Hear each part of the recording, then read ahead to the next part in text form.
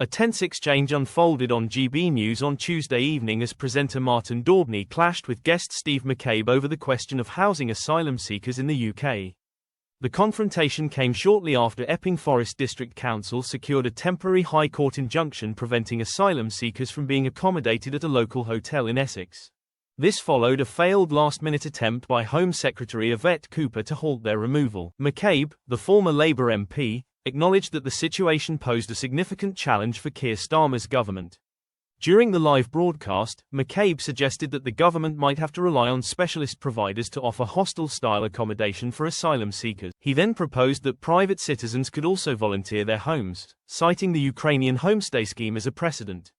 "I think that people who want to welcome asylum seekers into this country, particularly women and children, should be asked if they want to make that offer," McCabe said. Daubney, visibly shocked, immediately interrupted him.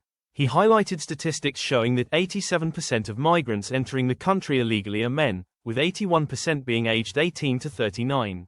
"It's a fantasy to keep repeating this myth, as Darren Jones claimed, that it's mostly women and children. It's a lie. Let's stop having this baseless, fantastical conversation." McCabe responded calmly, clarifying that he was not repeating a myth.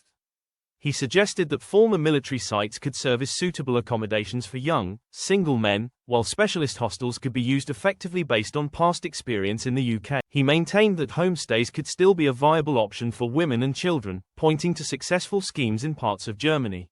However, he acknowledged that the majority of arrivals would not fall into this category. The debate comes against the backdrop of escalating tensions at the Bell Hotel in Epping Forest, which local authorities described as a breeding ground for unrest. In recent weeks, violent protests there have resulted in multiple arrests and injuries to police officers.